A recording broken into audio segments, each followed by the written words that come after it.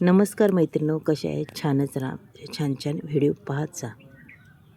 इथं मी 2 बारीक बारीक बोऱ्या घेतल्यात, पाहू शकता तुम्ही. छोटे बटाटे आहेत, अगदी मोठेही नाही आहे. मग ह्या 2च बटाट्यापासून अगदी 4 माणसांचं आपल्याला पोट भरायचं आहे. मग चला ते पोट कसं भरायचे ते मी तुम्हाला दाखवते. अगदी 5च मिनटात 4 माणसांचं पोट भरणार. इथं मी किसणी घेतलेली आहे, पाहू शकता. आणि ताटात पाणीसुद्धा ओतलं आहे. आता हा बटाटा पूर्ण किसून घ्यायचा आणि किसता किसता त्याची सालही काढायची. आधी आपल्याला अजिबात साल काढायची नाही मैत्रिणी, पाहू शकता. किसता किसता साल निघणार आहे. साल काय आपली त्याच्यात जाणार नाही. हे बघा, साईडला साल आपाप निघते आणि बटाटा बी अगदी छान पद्धतीने एकदम बारीक किसून निघतो. आता तुम्हालाही प्रश्न पडला असेल, ह्या 2 बोऱ्यांपासून 4 माणसांचं पोट कसं भरणार. हे बघा, साल तर निघालेली आहे मैत्रिणी आणि बटाटे बी किसून झालेत आपले. आता अगदी 2-3 पाण्याने अगदी छान धुवूया. इथं पहा, मी अंडं घेतलेलं आहे. 2 अंडी घेणार आहे. अगदी चटपटीत अशी ही रेसिपी आहे आणि अगदीच आवडणारी. पहा, दोन्ही अंडी मी त्या भांड्यात टाकून दिलेत मैत्रिणी, पाहू शकता तुम्ही. त्याच्यानंतर 1 मिरची अगदीच लहान करून कट करून घेतलेली आहे. त्याच्यानंतर आपल्याला त्याच्यात टोमॅटो टाकायचा. तुम्हाला जर मिरची नसेल आवडत तर मसाला टाकला तरीही चालेल. त्याच्यानंतर टाकायचा आपल्याला हा बटाट्याचा किस त्याच्यात. हे बघा, पूर्ण हा बटाट्याचा किस आपल्याला याच्यात टाकून द्यायचा आहे.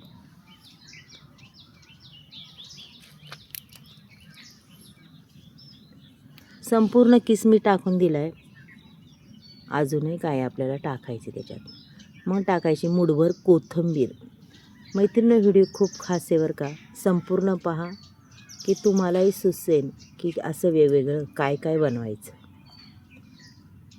त्याच्यानंतर फुल 1 चमचा मी त्याच्यात बेसन पीठ टाकणार आहे. पहा,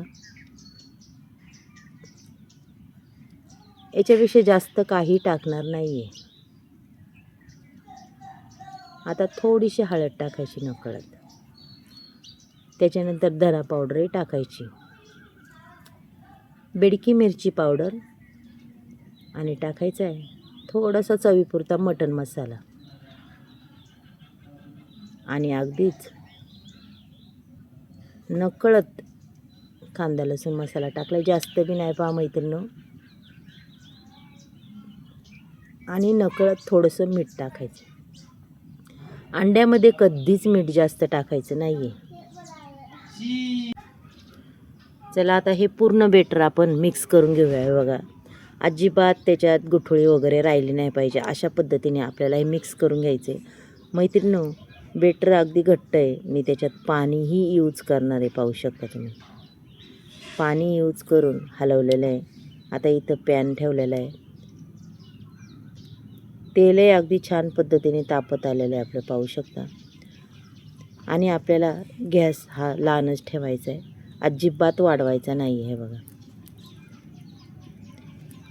असं हे याच्यात टाकून द्यायचं आणि मस्तपैकी पांगवायचं आहे. पहा, असं चमच्याचे आणि अगदी चांगल्या पद्धतीने आपल्याला हे पांगून घ्यायचं आहे. असं छान, हे बघा, असं पूर्ण पांगवलं की आपल्याला त्याच्यावर ठेवायचं 1-2 मिनटं झाकण ठेवायचे. गॅस अगदीच लहान ठेवायचा आणि मैत्रिणींनो झाकण ठेवून द्यायचं की पुन्हा पाहायचं आहे आपल्याला. आता अगदी अलगदपणे त्याला हे करायचं बरं का. तरी अजून थोडीशी बाकी आहे. हे बघा, कारण की आपलं त्याच्यात हे बेसन पीठ अगदी चांगल्या पद्धतीने ते शिजलं पाहिजे बरं का.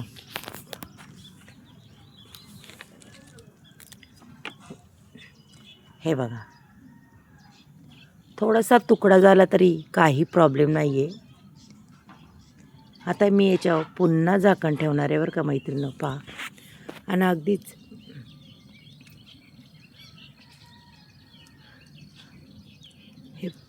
1 मिनटं पुन्हा झाकण ठेवलेलं आहे. 1 मिनटाने पुन्हा पाहिजे. अगदी छान असं आपलं हे झालेलं आहे. पहा, पुन्हा मी त्याला पलटी मारून घेणार आहे आणि अगदी खरपूस असं भाजून देणार आहे.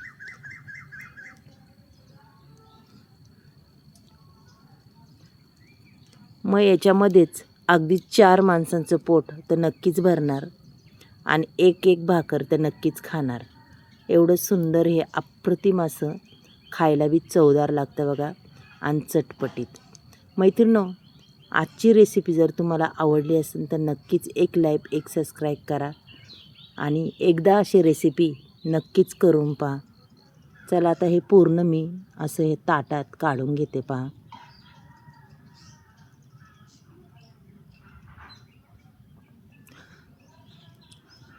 अगदीच व्यवस्थित काढायचं, तुटलं तरी काय प्रॉब्लेम नाही आहे त्याला. शेवटी ते आपल्याला खायचेच. पहा किती छान, अगदी मस्त असं दिसतंय आणि रंग बी पहा, सुंदर असा रंग आलेला आहे त्याला. आणि खरंच 4 माणसं खातील असं एवढं झालेलं आहे.